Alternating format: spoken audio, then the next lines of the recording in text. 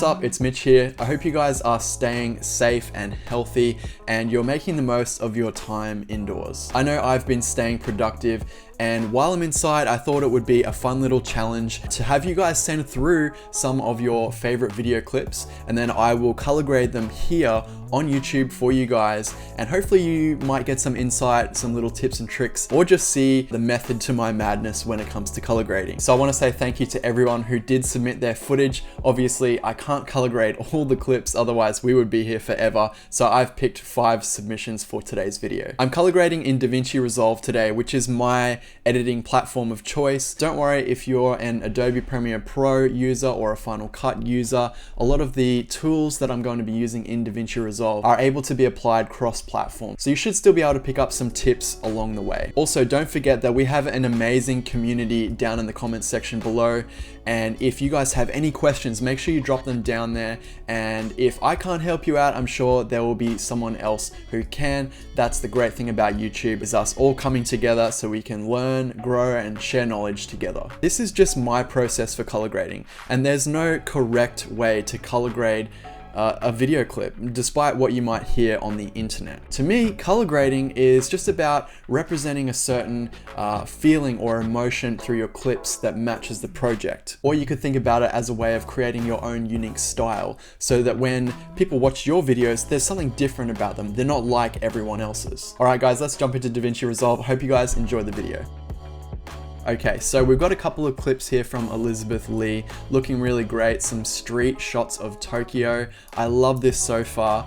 What I'm going to do is I'm going to jump into the color tab, obviously, when we get started. And the first thing I'm noticing about these clips is they're not shot in a flat picture style. These look like more of a standard picture style with contrast reduced. So what we're going to do is actually open up this image a little bit more. And the first thing I'm going to do on the node for the first clip is just bring up the shadows. So I'm going to create a point on the curve and then bring those shadows up. And then I'm going to bring the highlights down a little bit. The next thing we're going to do is add a new serial node. So I'm just going to press Alt S on the keyboard, and that's going to add another node here, or another layer to the color correction. So on this layer, I'm actually just going to add a LUT. I'm going to add one of my personal LUTs from my Authentic Film LUT pack. I'm going to use 00. Okay, so as you can see, that's made the image quite a little bit darker. So what I'm going to do on the base layer is I'm going to bring up the offset a little bit. I'm going to bring up the gain a little bit, and I'm going to bring up the gamma, but I'm going to leave the lift where it is. Okay, so the image is looking good so far. However, I think it's a little bit dull. So I'm going to come down to the saturation, and I'm going to add some saturation. So taking it from 50 to 65, and I think I'm actually going to go a little bit more. So we're going to raise that up to 70. Okay. I'm going to go to the second tab on the bottom of the color wheels, and I'm going to increase the temperature, so add a little bit more warmth to the image, and that's looking a lot better now. And then I'm going to also add a little bit of tint, not too much, just really, really subtle. I think the shot is still a little bit too dark in the shadows, so one way that you can increase the detail in the shadows is using this little shadow option here, which is next to the temperature and tint selection. So I'm just going to raise this up to positive 30. And that's going to bring back some of that detail, as you can see in the shadows. Okay, so let's look at a before and after. So this is before and then after. As you can see, we've brought out a lot of the detail in the shadows, and we've flattened the image overall. It's looking a lot nicer to my eye. Again, this is all subjective. So I'm going to actually copy this grade. What I'm going to do is I'm going to right click and I'm going to hit grab still, and that's going to copy both of these nodes. And then we're going to move over to our second clip, right click and hit apply grade. And that's going to add those 2 nodes to this shot here. And straight away, I'm noticing that it is a little bit too bright for my liking in the midtones and the shadows. So I'm going to make sure I've got this first node selected, and I'm going to come over to the curves adjustment, and I'm just going to bring down the shadows just a little bit. And I'm thinking that's looking pretty good. Again, we're going to move over to the third clip, and I'm going to apply this grade once again. And I'm thinking the same for this clip actually. I'm going to bring down the shadows a little bit. And that's looking pretty good. As you can see, we've added a little bit of style to the footage. as well as, I guess, just opened up those shadows a little bit more and bringing back the highlights, taking that standard profile and really opening up the dynamic range. A lot of people think that you need to shoot flat in order to get the most dynamic range out of your camera, but to be honest, you can do a lot in post to bring out a lot and accentuate a lot of that dynamic range. So thanks Liz for sending through that footage. It's really awesome. I'll show you guys the before and after of her clips right now.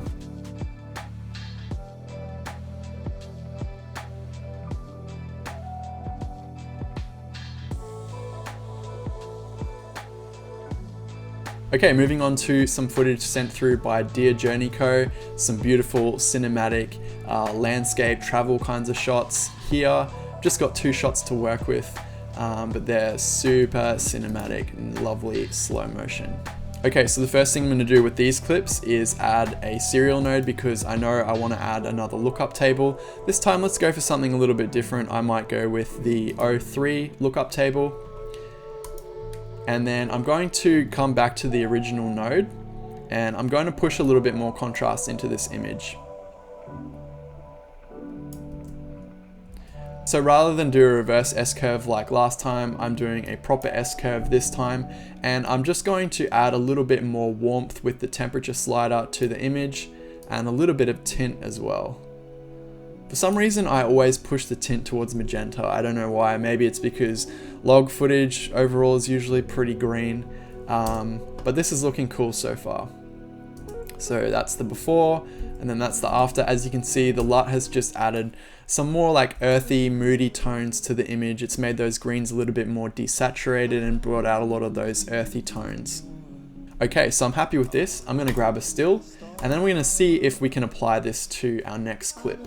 So I'm going to right click and apply grade, and straight away it's looking way too yellow. So I'm going to chill out on the temperature slider. I'm actually just going to reset that to 0 and the tint slider. So I was looking a little bit too magenta and a little bit too warm. This is looking cool now actually. Maybe if I cool the temperature off a little bit, and we can see a nice blue tone coming back in our highlights, which I actually like a lot. And I think I'm just going to push the tint backwards towards green this time. So that's looking super cool. I'm just going to lessen the effect of the temperature slider in those highlights. So I'm going to take the offset and I'm going to push it more towards orange, just a touch. That's looking a lot better to me. So this is the before of that clip. It's pretty flat, a little bit dull, and then the after. And I tried adding saturation to the image, but I think it's nicely saturated the way it is. So we're just going to leave it how it is.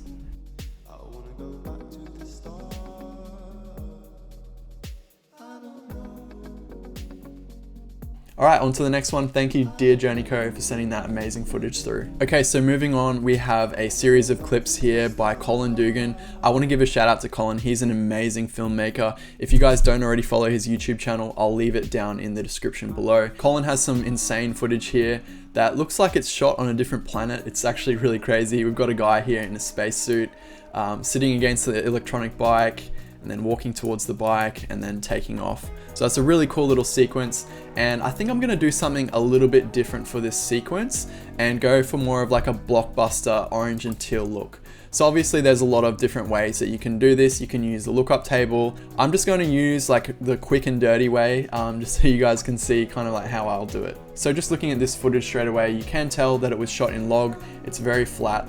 So what we're going to do is I'm going to come down to the curves and I'm going to bring the black point up a little bit. So just crushing the black a little bit, and then the same with the white. I'm not going to go overboard with this. And then what I'm going to do is just open up the shadows just a little bit, doing sort of like a reverse S-curve, and then bringing the highlights down a little bit. So this is the before and then that's the after. So we're just opening up that image a little bit more. And then I'm going to add quite a lot of saturation. So I think I'm going to go to 75 on the saturation. Now I'm just going to play with the contrast in the image using the color wheels. So I'm just going to mess with the lift, gamma, gain, and offset until I find a level of contrast that I'm happy with. I think I want this footage to look quite dark, not too bright. Okay, so now to achieve our teal and orange look, I'm going to come over into the second window on the curves adjustment, and I'm actually just going to put a point anywhere on this line and then bring it up a little bit. And as you can see, that's shifting the skin tone more towards red and then the sky more towards cyan. So this is really subtle. I just want to, you know, create a really subtle effect, a really subtle kind of teal and orange tinge to the image. And then next, I'm going to come over into the next window, which is hue versus saturation. And I'm just going to play with the saturation in the individual hues of the image.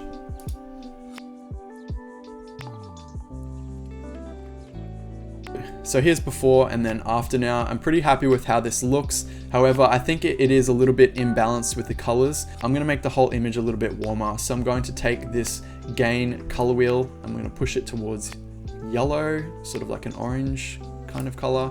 And I'm going to do the same for the lift. However, I'm going to push it a little bit more towards magenta.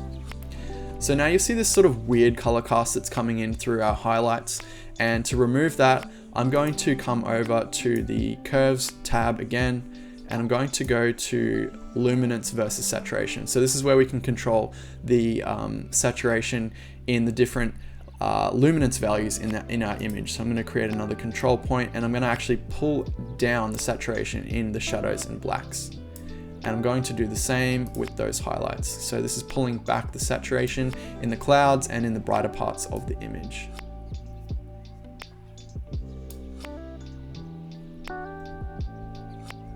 So that's quick and dirty teal and orange. It's not that good, but it's sort of got us most of the way there, I think. So I'm just going to copy this grade by hitting Command C because we're only using one node.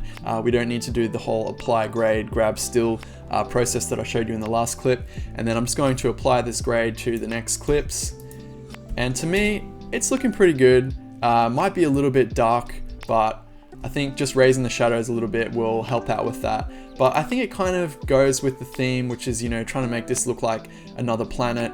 It's a little bit dark, it's a little bit gloomy, it's uncertain, it has that ominous vibe to it, so I'm liking that. Thank you, Colin, for sending through that amazing footage.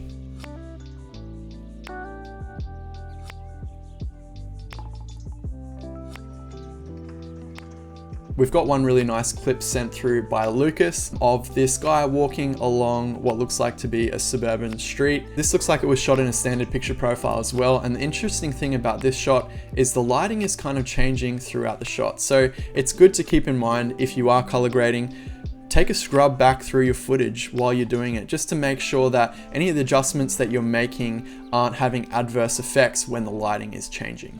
So first off, I'm going to add a LUT, as you could probably predict. I'm going to hit Alt S to create a new serial node, and I'm going to add a LUT. So this time I think I'm going to go with Film 06. That's looking pretty cool. Brings out some nice color contrast in the image. But the first thing that I'm noticing is the colors are a little bit whack. So I think what I'm going to do is warm up the image a little bit more, because we are like shooting into the sun and we have that kind of summertime feel in this shot with the flares. I want to really accentuate that by adding some temperature. And then I'm just going to raise the tint just a little bit. So we're going to go up to +10. So that's the before. And then the after. This is looking pretty good so far, but I think I'm going to add a little bit more contrast to the image and crush the blacks a little bit. So we're going to use the curves adjustment and bring that black point down. That's looking pretty good. And I'm going to bring the midtones up just a little bit. And what I'm actually going to do, because we have this highlight here on his forehead that's kind of distracting where the white has completely clipped, I'm going to bring the white point down just a little bit. And that's going to help just to soften that roll off of the highlights just a little bit more and make it just a little bit less distracting. Okay, so moving on to our last clip now. This is a skateboard clip from Zach Dowdy. So thank you, Zach, for sending this one through. Straight away looking at this clip, I'm pretty sure this is shot on an X-T3 in either HLG or F-Log, because I know this color palette. I've seen this before, I'm pretty sure. Let me know if I'm correct. I'm just going to create another S-curve here, so bringing those shadows down and our mid-tone / highlights up a little bit, and that's looking good. I'm going to do things a little bit differently actually this time. Instead of using the temperature slider in the bottom part of the color wheels, I'm just going to use the color wheels to eyeball our white balance. So I'm going to start with the lift, and obviously it needs to be warmed up a little bit. It is a little bit too cold, so I'm going to push it towards sort of like an orange warm color. Same with the gamma. and then the gain as well. I am trying to push a little bit of magenta into the image as well because it is looking a little bit green. So this is the before and after. As you can see, we've pushed a lot more contrast back into the image and corrected the color a little bit. Looks a little bit more natural now. So I'm going to add a new serial node, and I'm going to add another LUT this time to add a little bit of my own personal style onto the footage. So coming down to this LUT panel here, I'm going to use 00. That's my favorite one, to be honest. And what I'm going to do this time is, instead of leaving it at 100% opacity, I'm going to make it 50% opacity. Now, a lot of people have been asking me how you do this in DaVinci Resolve. It's a little bit tricky. So that's why I actually create a new serial node every time I apply a LUT. Because if you apply it to the original node and you want to change the opacity of the LUT, you can run into some problems because you're going to be changing the opacity of the overall layer, which means your curves adjustments, your white balance adjustments will reduce in opacity, and obviously you don't want that. So we're going to make sure that we've got our serial node with the LUT selected, and we're going to come over into this key option here, and then we're going to come down to the key output. And you can see that it's set to 1, so that's sort of like 100%. So to go to 50%, what we need to do is to enter 0.5. And now we have a 50% opacity LUT added to our footage. And obviously you can just dial in whatever opacity you want. So if it's 25%, you put 0.25, or 75%, you put 0.75. So this is our shot overall.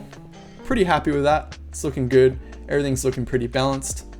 So I'll hit Shift D to show you guys the before and then the after.